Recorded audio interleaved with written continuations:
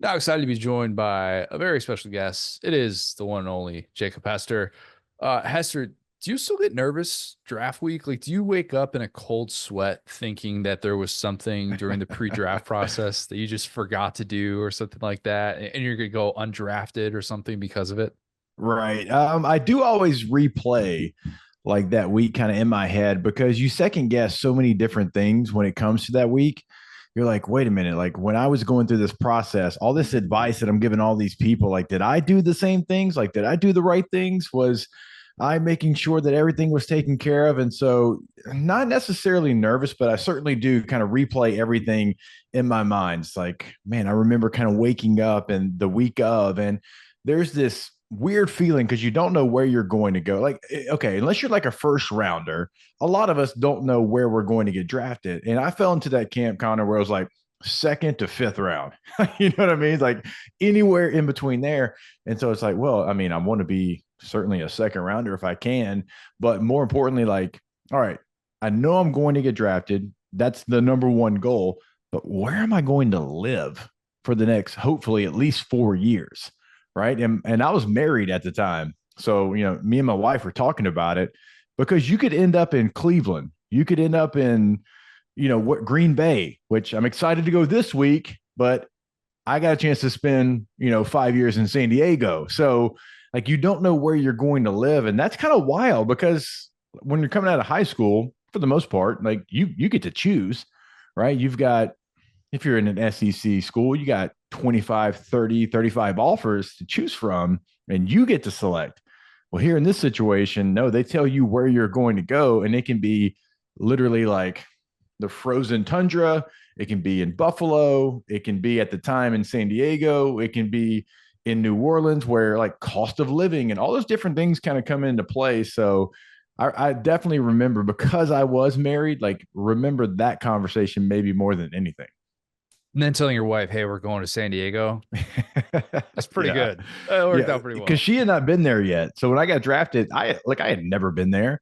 I went on my free agent or sorry, my pre-draft visit there. And so that was the first time that I'd ever like I kind of knew where San Diego was, but I had never been there. The only time I'd ever been to California, we played De La Salle in high school, the school they made a movie about, but that was Northern California. And I'd never been to Southern California. I remember Connor flying in, and you fly in downtown. I mean, you're in the thick of it, Yep. and you got the bay right there, all this just beautiful landscape. It's like, oh, this is different. I love Louisiana. You know that about me, but this is not Louisiana. And I remember just being blown away the entire time. And so, yeah, when I got drafted there, I was like, oh, just wait until we go on our first visit there. Okay, so if I had told you second round of the Saints or third round to the Chargers, where you ended up, which would you have taken? Oh, at that time, second round to the Saints, Yeah. without question. Now looking back, because I do have such a love for San Diego and my teammates in the Chargers. Yeah, I tell you Chargers now, but at that time, oh yeah, I definitely would have said second round to the Saints. I went through a lot of bad times rooting for the Saints growing up. Outside of like the Bobby Abear days in the early 90s and then some of the Aaron Brooks early 2000 days, there was a lot of Billy Joel Hobart, Mike Buck. I'm trying to think of the quarterbacks. Jeff Blake after Cincinnati. There was a lot of bad there in New Orleans. Whoever the quarterback was for Ditka's team after he traded the entire draft for Ricky Williams. I don't Who even I think remember who the that was quarterback Billy was. Joel Hobart. I think Yeah.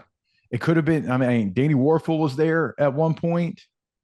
Shout out I'm trying Danny. to think. I know. Shout out to Danny. Danny's a legend in college football. Um, there was a lot. There was. I feel like I'm missing like one like marquee name. Shout out to my guy Billy Joel Tolliver. There was two Billy Joels, by the Of way, course. Tolliver and Holbert. Yeah, it was kind of the Cajun Cannon, and then you had Aaron Brooks, and that was about it. And then a certain guy named Drew, and it all worked out for Yeah, you. Drew turned out okay. Now they're Yeah, hey, they're searching again though. this is true. This is true. All right. So Jackson Dart going to the Saints. That would be what for you? So okay, I would love it. I'm a big Jackson Dart fan. And in the draft world, when I say that, I kind of get that look like, are you sure? Is he a system guy? I'm like, even if he is, he got better every single year. Like you go back and you look at all 3 years at Ole Miss, and he got better. The stats went up in like every category. And I think he came to Ole Miss, and he has always had the moxie, but maybe he's a little bit of a wild card. But I think he honed some of that in year by year. Like the bad crazy plays, I think went away. Now some of those are still there. He does have the gunslinger mentality, but I think that's what you like about Jackson Dart, and he's honed it in enough for me. I actually think he's going to be a good pro, and I think he's got some of that piss and vinegar, like I like to call it, to be able to be like, okay, well, you told me I'm not going to be A, B, and C. Well, I'm going to be A, B, C, and D. Like he's got that about him. I was interviewing him. It was on the field after the Senior Bowl, one of the practices, and they were taking some extra snaps under center because that group struggled that day because they hadn't done it. And I'm kind of like, hey, when's the last time you've done this? He was like, what do you mean? Last snap of my college career. I took it because we took a knee and we won the game.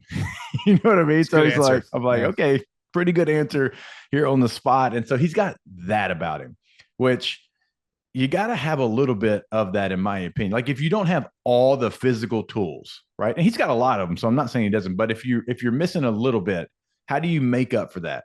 I think you make up for it with some of your mentality. And I think he's got exactly what you want. I think he's a starting quarterback in the NFL. So if the Saints selected Jackson Dart, I actually think it would be successful. How real is that stuff though? Because I think with Dart, everybody's asking if you have questions about him, they're pretty much the same ones of, all right, he's not taking snaps under center. The play action numbers are off the charts compared to the NFL and, the up tempo offense. You're not going to run that much up tempo in the NFL. You're just not. How often did you come across a case in your career where you watched a guy come into the league and you very quickly realize whatever the scheme he was playing in, it was a huge learning curve for him, and maybe he struggled or maybe he worked his way through that. But is that stuff real, or do we perhaps make too big of a deal? And I mean, we're not talking about like Army going to the NFL and being like, oh, they have to learn how to run a right. an offense. True. But like, is there an example like that where it's maybe a Lane Kiffin type offense where there were those guys you kind of questioned, you had to see him work through it? No, without question. And I don't think there's you don't have to pigeonhole it to just quarterback. I think it's multiple positions. Now, that's not to say that they can't learn. Like, that's the thing that does make me mad. It's like, okay, when somebody comes out of a system like that, they just assume they can't learn. Now, they have to show you they can, but who's to say they can't? Right? It's just automatic. Oh, he played for Mike Leach. Quarterback can't do it. He played for Lane Kiffin. No, can't do it. He was in that Tennessee offense at running back. It was really just the offense. Dylan Sampson can't do it. I'm like, he was just the SEC Offensive Player of the Year. Why are we saying this kid can't do it? Like, go back and go watch the tape, because any offense, I can look at it. Okay, can this guy run? Let's go to the running back positions. What I know best. Can he run a zone run? Okay, check. Can he run a gap scheme, counter, power run? Okay, check. I don't care how he got there. I don't care if it was out of pistol. I don't care if it was out of gun. The runs are the runs. They're going to be blocked the same. But I feel like so many Italian evaluators just like, can't do it just off the bat. Same thing happens at quarterback. Obviously, that's the position that probably gets graded the hardest. But I'll give you an example for me as somebody that did it. We had Luis Vasquez when I was in San Diego and in Denver. He's my teammate in two different spots, but he was an offensive lineman coming from Texas Tech. Huge splits, the Mike Leach offense. You're not asked to do a lot, certainly in the run game. And he fell in the draft because of it. We got him into camp, OTAs, and I'm like, this guy's a mauler. Like, where was he from? Even me, I'm like, Texas Tech? I didn't know they had maulers at offensive line. I just didn't think they did. But he put his hand in the ground. He had normal splits, and he was just a good football player, right? But he fell into the draft. I think we got him maybe in the third round. He ended up starting like 8 years in the NFL, got paid twice. And that's the kind of what you fall into, is like you get pigeonholed in this. Well, he came from this. We don't really run that. I don't think. No, just do a deep dive, do your homework. And I'm not saying that every team doesn't, but there's some positions that it's pretty easy, because where do they finish? Not how do they start the play, but how does the play finish? Like, if you're a quarterback, okay, is he going to throw an 18-yard dig route? I don't care what offense you're in. Can he make that throw? Oh, he can do it. Okay, good. And just go throw by throw, go route by route at receiver, go run by run at running back, go blocking scheme by blocking scheme on the offensive line. So it's a deep dive, and you got some questions where a lot of offenses, but like you said, unless you're at a service academy, and I can't really tell, you can either do it or you can't. You just got to watch the tape.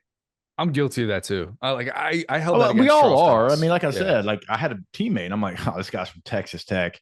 He's going to get mauled. Well, he became the mauler. Yeah. Charles Cross was the example that I need to always remind myself of, because throughout that pre-draft process, I'm like, it's a Mike Leach offensive lineman. This guy's getting top 10 love. Like, I just don't see it. Now you look up a few years later what he's become with the Seahawks. You're like, Yeah. where would they be without that guy? So you're Yeah. right. There's just so much more to that. Speaking of offensive tackles, in your unbiased opinion, what are your thoughts on Will Campbell's arms and the quarter inch that he may or may not have working in his favor? Gosh, this is the part of the draft that I do hate, and I love the draft. I'm headed out to Green Bay this week. Cannot wait to get there, but it's so long from the last college football game until the draft, right? We're talking about 3.5 months, and so we have so much time to talk about it. We talk ourselves into anything. And Will Campbell's arm length, and there's not a tackle that has that arm length, and you got to check this box, this box. I'm like, okay, I do understand some of that. But also, if you're a dude that can walk into LSU, right, a place that's pretty successful, and start from the moment you walk on campus at left tackle, think about like some of the people that didn't do that. Andrew Whitworth might end up a Hall of Famer. He didn't do that. I mean, we could go name for name of guys that played in the NFL, some that are still playing. They didn't do that. From day one, without question, he was the left tackle. His first game was against Jared Verse. Had a pretty good rookie year last year for the Rams. All right. And you didn't notice Will, right? Because Will played really well in that game. Will played really well in every game. In fact, like doing the broadcast this year, if he lost a rep and the guy got a pressure on Nussmeier, we were like calling it out on the broadcast because it was that rare. Like, oh man, Will Campbell lost that rep. Like, I don't really know what's going on up there. They got to lock in. It's like he lost a rep in the SEC. And that was just like a pressure, wasn't even a sack. So you do it at that high of a level in this conference at a school like LSU from day one, and like the tape backs it up. No, I mean, that guy is, in my opinion, the first tackle off the board. There's no questions with him. He's going to play for as long as he wants to play. Certainly not in the pass protection game. Now, if you want to get to the run game stuff, sure, because, his first couple of years, they had Jaden Daniels. There wasn't a whole lot of diversity in the run game because you didn't have to. You were going to run zone runs. It was going to be some zone reads, and 5 was going to pull it and go 80-something yards. Okay, now that's not to say Will can't do it. The tape was a lot of zone runs because, well, again, they had a unicorn at quarterback. Some of this year, you had some gap scheme stuff that you can kind of go off of. But no, if there's a question mark in this draft, it's not Will Campbell. Where is the question mark in this draft for you? I think it's going to be probably the most one is going to be quarterback, second quarterback. Who's that going to be? That's a big question mark. Shadur Sanders, and it feels like some teams love him. Some teams got a lot of questions, holding on to the football. Like that always plays. I think the quarterback question, the receiver question, which one's going to be the first off the board? Like at first it was Tedero McMillan. Like he was going to be the guy. And now it's like, nope, it's not going to be him. It's going to be Matthew Golden, which I don't hate. I mean, following Texas in the college football playoff and covering those games, I'm like, why is this guy not being talked about more? This guy's cooking every DB he goes against. And so who goes first at receiver? How many receivers actually go in the first round? Because we started with a handful. And now with every mock draft that comes out, it's like, well, you got some dudes in the second round. Like, where's Luther Burden going to go? You and I've talked, 3 years about Luther Burden. Where is he going to go? So I'm intrigued by the receivers. I think Matthew Golden might actually be the best receiver in this draft. And that wasn't something we said, 3 months ago, 4 months ago. That playoff run he had was so impressive. SEC championship game he had was highly impressive. Another storyline, Travis Hunter. Like, okay, well, who drafts him? And do you get somebody that's going to be a star on both sides of the football? Because I think he could be. Like, how much do you do it? Which meeting is he in?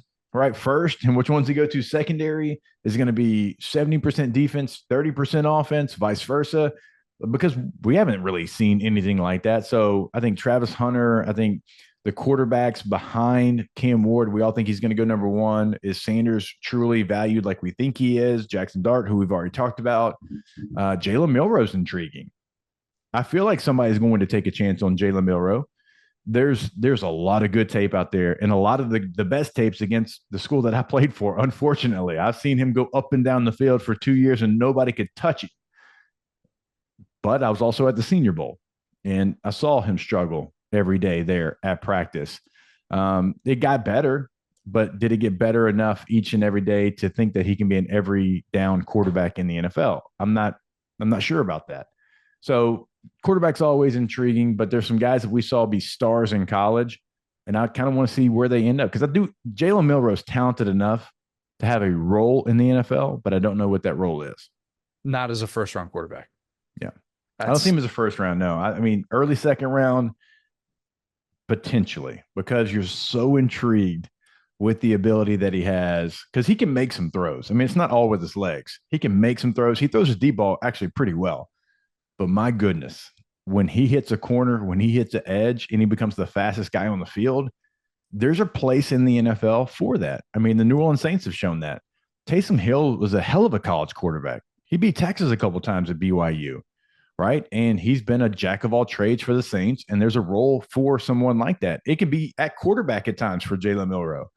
But, man, you got do whatever you can to be beneficial for your team, and I think he's got the right mentality. So I would love to see somebody take him and use him in that role. You're the perfect person to ask this question to. Everybody's talking about how special the running back class looks and how special Ashton Genty is. The yards after contact being more than what Omarion Hampton had, like, total, is just ridiculous. Yeah. So that's what I'm wondering, because there's now buzz about Genty potentially going top 5, going to the Jags at that 5th pick if the Raiders aren't that inevitable stopping point at 6. How much better is he than every other back in this class? Because it seems like those two things are totally contradictory. Like, we're told wait on running back, but if he's that dude in this day and age with the 2 high safeties in the NFL, don't you need a game changer like that? Isn't that what the Saquon season has told us? Like, why do we do that with the running back position? Like, oh man, the best teams had really good ones, but we can find one in the 4th round. I'm like, I understand what you're saying, but Derrick Henry, right? He was a pretty high draft choice. He didn't wait till the 4th round. Josh Jacobs, 1st rounder. Saquon, 1st rounder. Like, we go look at the game changers. They're all 1st round picks. I mean, for the most part, when Christian McCaffrey's healthy, 1st round pick. Look at the impact that those free agents had this year. Like, I understand that you can find value in the 3rd and 4th round, and this draft is littered with guys you're going to find a lot of value in. Like Dylan Sampson and Cam Scattaboo and, Judkins and Henderson probably not going to be 1st rounders either. There's a lot of value there. But if you got a dude at that position, when you select him, he's different than everybody else. I don't care where you're selecting. Like, why do we treat the running back position any differently? Like, if you get 5 years of Ashton Genty going for 100+ yards a game and breaking however many tackles per game, and you know that on 1st and 2nd down, when you turn around and hand the ball off to that guy, you're going to live in 3rd and 2. Yeah. Like, why would I not select him in the top 10? He is different than every back in this draft. I think Hampton's really good from North Carolina, who you mentioned. I think Henderson, Ohio State, I'd look at him. I love Cam Scattaboo, Dylan Sampson, SEC Player of the Year, which we've already talked about. But Genty was on a team where you and I watching the games, everybody in the stadium, everybody calling the game, both coaches on both sidelines, every player knew he was getting the ball. And there wasn't a damn thing they could do about it. And I don't care who you're playing. And the Mountain West is not a bad football conference, but I don't care who you're playing. At running back, that's hard to do in Pee-wee football. Hell, I coach like 73 flag football teams with my sons, right? And every time that we get going, they're like, watch 18, watch 18. I'm like, oh, man, they got us. They figured it out. We're finding a way to get. You show up to the field and they say that. Give me a break. I'm like, oh, man, they found out we're trying to get the ball to Memphis Hester. They found it out. Okay. And it's hard to get it. Like, it's hard. And they have a spy on top of him. They playing man with a spy. It's like, man, this is hard. Ashton Genty just did that. And even against the best teams that they played, right, you might have contained him better than others. You never stopped him. So imagine once he goes to the NFL, say he goes to Jacksonville, which give Trevor Lawrence some help. You're invested, right? You're pot committed. You need to help him. Like he's in somebody that he's still like a good pro, but remember when they drafted him, Urban Meyer's like, hey, we might use him in the slot. So they weren't really sold on him being a true every down running back. Tank had some nice runs this year. He can be your short yardage, change of pace guy if you had to have him like in a pinch. But no, I mean Jacksonville, you automatically get better on offense. The Raiders probably are going to take him if you don't. And I don't care that you can find a running back in the third round. You can't find an Ashton Genty in the third round. Are we sure that Cam Scadaboo is not the sixth Hester? There's a real chance that we're related somehow, some way. I mean, I saw the guy's dad in the Peach Bowl crowd. I'm like, that guy looks like me a little bit. Right. Uncle, half brother, even it's something. There's something. There's a lot of Hesters out there. I mean, my cousin Devin, he was a star for your Bears for a long time. So maybe. And my goodness, that's somebody that going back to what we were talking about, he's getting pigeonholed into the next he could be, he's a Mike Allstott. It's like, no, he's not. Like Mike was a game changer. I tried to be like Mike Allstott, but Cam Scadaboo's not that. Cam Scadaboo, like I don't even know what he's listed at. Okay, he's 5'10. He ain't 5'10. 5'9", 2, probably 12. Okay, he's not a fullback. He's a running back. Why do we try to put that label on him?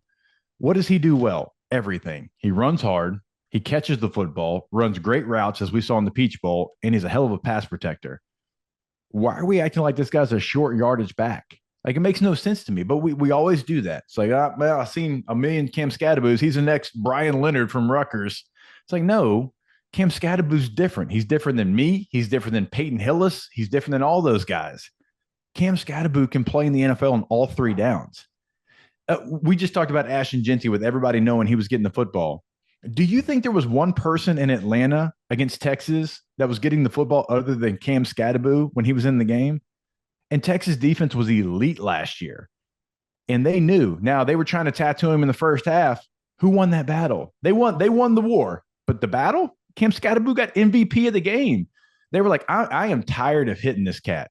Like, number 4 can go find something else to do because I'm tired of playing football against him. And that was against Texas, a team that had as good as a defense as almost anybody in the country. We all knew he was getting the ball. He lined up out at receiver, beat a pretty good safety on a go route, right? Played it exactly right. So if he's on your team, he makes your team better. But that's what I'm talking about with the draft. Like, we just, this guy's that. It's like, why? Like, the comp that you're giving me makes no sense at all. Like, it's not the player that he is. And I'm not calling out anybody, specifically, because I've seen it everywhere. It's like, no. Like, this guy's more Josh Jacobs than he is other players. Like, think about what Josh Jacobs is really good at. A little bit of everything, right? I mean, he can catch the ball in the backfield. Is a willing pass protector. We know he can run in between the tackles. And Josh Jacobs last year, his longest run was 38 yards. 38 yards. So not even the 40-yard dash that everybody's worried about with Cam Scadaboo. He didn't even get there. Josh Jacobs was a damn good running back. I mean, you had to see him twice last year go against the Bears. Okay, so that's more of who he is than any other comp that people are trying to give him, but he's getting pigeonholed. And well, no, this is who he is. The leg drive with those two, with Jacobs and Scadaboo, insane. Yeah, it's crazy. Like, people need to go back and watch what Josh Jacobs was at Alabama and remember how good that leg drive was, because it was unbelievable. That guy played every game like he was, they talked about, he dealt with, some personal issues like with his family, and I think they battled homelessness for a while. That guy looked like he was fighting for his family with every run. That's what Cam Scadaboo looks like. It's the same thing wherever he gets the ball. It's like somebody has his family hostage. You're right. Like, they have him hostage, and if he doesn't convert the run, right, they're not going to get saved. That's what it looks like. If he goes 69th overall, I'll compare him to you, but anything other than that, and I won't. How about that? Oh, okay. That is fair. But even during the Peach Bowl, I got a ton of messages on Twitter, and thank you for sending those messages. But Cam's not me. Cam is a different runner than I was. Like, he's got a different skill set. Like, it is what it is. But we kept getting compared over and over again. He's more like quick twitch for sure. And like, my running style was different. Like, I tried to find people to hit. Like, he's got better vision than that. Like, that's who I wanted to be. We run different routes. We pass protect a little bit differently. Like I was 235 pounds. He's 212 pounds. And so very flattering, but we're a little bit different. So I think people need to really watch his tape to see how good he truly is. People, stop sending Hester all of your white running back love. Let's not compare Wait, every white look, running back to I Hester. do look like his father. I will admit that, but we are I, not related. I wish we were. Look, I mean, hold on. This right here, you can't see it because the zoom's a little weird. I got the green screen on. Oh, there we yep, go. yep, there we It go. is the Meathead Player of the Year, which went to Cam Scatterboot. Look, there's a little weightlifter right there. It's It is perfect. his trophy, right? I'm waiting to send that to him because I was going to give it to him at the Senior Bowl. Unfortunately, he decided to pull out a little bit late, but I'm going to send that to Arizona State because he is the off-campus Meathead Player of the Year, which is the biggest term of endearment that I can give you. It's the most coveted award you can win, as far as I'm concerned. You I and Bobby mean, come up with it, and yeah, it's, like something that you guys really have to sit there and break down. I know it's the low man trophy. It's also up there yep, with, the most yep. prestigious honors in college football. I know you got a million things going on. I want to get you out of here talking about some LSU stuff before you have to make the trip up to Green Bay this week, which, by the way, are you flying into Chicago for that? I am flying into Appleton. Okay. Fun I, little town, Appleton, I believe. Wisconsin. I believe Yeah. I'm going from New Orleans to Atlanta, and then Atlanta to there. That's Now going to be I better. think EJ is flying into Chicago, maybe. Okay. Because I'm flying in Chicago this weekend for not the NFL draft. And yeah, the flights were absolutely insane. I was just You going going to for blame you. Cubs? No, I'm actually, one of my good friends from home is getting married this weekend. Will Getting you married. watch the Cubs? I will watch the Cubs. It's the most exciting offense in baseball. I know we got into this on off campus when we were talking about how I just don't have the time for baseball anymore. I I just know. don't. I Like, used to. Oh my god! It used to be the thing I did every day, right? but now, sorry, Braves. I love you still, but I don't love you as much as I used to. I love you, but I'm not in love with you. Always. The love I will know. always be there. Kids, Yeah, for kids change sure. everything. Yeah. Um, where would Garrett Nussmeier have gone in this draft? Would he have been third, fourth quarterback off the board? Like, what would the conversations Yeah, be about him right now? that's a great question, and I'm surprised, honestly, that he came back because of that. Now he's like the ultimate team guy. Like when you start hearing some of the NIL stuff thrown around there, and you start to hear what Garrett Nussmeier made a year ago, and like what he's making this year, like that guy is team friendly for sure. Um, I think he would have been in conversation for the second or third guy. I mean, how could he not? Like you look at Shadur Sanders, you look at Jackson Dart, and look, I love a lot about Jackson Dart's game. I think Tyler Shuck's highly underrated as well. But look at what Nuss did in 1 year, and look at his pocket presence and the pre-snap stuff and everything that he does that's pro ready. And it's not a shock. I mean, his dad's been an NFL coach for a long time, and now he's the offensive coordinator for the Saints right down the road from Garrett. So I think he would have gone in, probably would have played in the Senior Bowl. I think he would have. I think he would have been the best quarterback there. I truly do. I think when you look at every throw he can make, and again, taking snaps under center, I've seen him do that. I just think that he's polished already. Now, ceiling, we can have that conversation. Like some of these quarterbacks, maybe they have a higher ceiling. Maybe Shadur Sanders gets into a pro system and maybe he pulls the trigger a little bit faster because you can't pat the football in the NFL. And maybe the ceiling's higher, but as far as polished and ready to go, no, I think Nussmeier would have been highly, highly drafted in this draft. If three quarterbacks go in the first round this year, he would have been one of the three. Are you telling me that he didn't go back to the negotiating table and ask for $4 million? Is He that did not. I hear that's in vogue in the SEC, but he did not. Look, it is not my business to tell. But if some of the numbers that I've seen on Garrett Nussmeier are true, even when he, went back to the table, it was for an amount that no player of his caliber, I think, is getting paid. Like on the low range, I'm talking, not the high range. What are your thoughts on Harold Perkins not only coming back but coming back in this star role? Because it seems like there's I think a lot of differences in opinion on the player that he's been and Yeah. maybe even the player that he can become. Yeah, and I get into this fight every single day. We talk With about Perk T-Bob? on the local show. No, I think T Bob and I actually agree on this one. Some of our listeners, And I get it. Like his freshman year off the edge, he was incredible. He was in flashes and spurts. He's not an every down edge player. He can't be. He's not big enough to like he literally couldn't do it. And Jimbo Fisher was on with EJ and I every Tuesday. He's actually going to be on with us later today. And during the breaks, like we would talk about, he's like, yeah, Perk's a great player, but when he was living on the edge, we were running right at him. Like we schemed to run right at him because like he's really good at what he does, but he's undersized to play there every single down. Like you can't live there. When you look at middle linebacker, well, I mean, that's a position that instincts have to kick in, and it's a position that I think you kind of got to be born with that. I said that about running back and Mike linebacker. There's instincts in those positions that you can either do it or you can't. A lot of times the most athletic guy doesn't play running back because it's not all about being the most athletic guy. It's about, do you have vision? Can you read? Well, Mike linebacker is kind of like that as well. And LSU stacked at that position. Got the Weeks brothers, and they got Keys, who was a flash last year and played really, really well. Last year they had Greg Penn, and they're set at that position. He's really good in the slot. He's Perk's a really good cover guy. When you go back and look at when he was most successful a couple of years ago, outside of what he did on the edges freshman year, it was playing kind of a nickel star position. Kind of call it a nickel Sam. Now it's called star. And he's got great coverage skills. If you have him out there, well, you got somebody that can set the edge in the run game. You also have somebody that you can be creative with and come off the edge. Like you're going to end up in the backfield from that position. Last year, Major Burns played that position, and Major played at LSU for a long time. Major Burns isn't close to as talented as Harold Perkins is. So if Perk buys into that role, it's the only one that I think he can thrive in and be the guy that we all think he can be, because I think it's made for him. And when you look across the NFL, right, that position is key.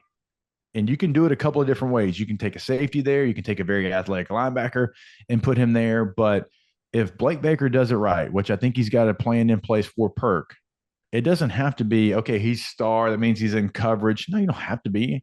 Now, he has the coverage skills to do that, but you can still come off the edge. You can be a delay blitzer. You can do so many different things. We saw it last year with Major Burns, but again, Major's not the player that Harold Perkins is. And so if you're talking about a linebacker room with the guys that I just mentioned, Perkins is there at the star position. I think that's best for the defense. And then look, you have edge defenders. They play edge. Like look at the edges that LSU has, right? They're different body types than a Harold Perkins. That's not where he's ever going to live. And so he can be a star, no pun intended, at the star position. He's just got to buy in fully to the role, and they have to utilize him in the best way possible, which I think Blake Baker does have a plan for that. Selfishly, I just wanted to see him third down guy. That's all I wanted.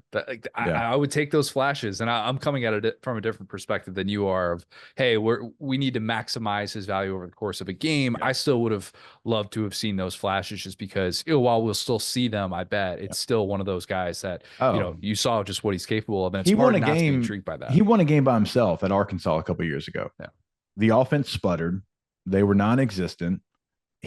Harold Perkins, as a freshman, as an edge rusher, won the game for LSU. What did he have? 4 sacks in the game, and I think he had a sack fumble. And it was an ugly game. It was freezing cold in Fayetteville. He won them the game, right? So I get being intrigued by it, and I do think you can do some of that, but also you try to get the most value. He's got to go out there and give you more, and I think the only place he can give you the more and the most that you're looking for is out at star. Last one for you, and you've probably answered a variation of this about 1.5 million times this offseason so far, but LSU feels as playoff or bust as any team in the sport. Yep. And while I don't think bust is Brian Kelly gets fired, I do think that it means his group of supporters would take a massive, massive hit. And even the supporters would have a tough time talking about how secure his job is long-term. Yeah. Where do you stand just on all of that with expectations and what a disappointing season could mean for LSU? Yeah, I mean, I think you have to have that mentality. Like LSU's a place, and we all know it. Like the expectation's incredibly high, but it should be. Like the last 25 years, it's Alabama, then it's LSU and Ohio State tied for the most national championships, right? And they've played for another. So it's about that time, and that's what LSU fans expect. And there's a lot of resources. There's a lot of money that's gone into this team. And Brian Kelly, I don't think shies away from it. Even when he took the job, like he realized what he was coming into. And last year, you had a chance to go play in the SEC championship game. All you had to do was go down to Florida and win that game, and you lost, right? And there's a lot of fans that are upset by that because you let something slip. Because who knows? You get in that game, who knows what happens with a 12-team playoff. And so I do think that is the expectation. That is going to be the standard. And if you don't get to that point this year, you're right. Like there's some people that have defended Brian Kelly, and I'm one of them, Same. that the questions are going to be harder to answer if you don't make a college football playoff. You have all the pieces, your receiver room. Like I know we don't have time to get into it. We will before the season. It's as stacked as any in the country. Now, the top end guy, they don't have a Jeremiah Smith. I get that. But the totality of the room, it's going to be hard to get on the field for any of those guys.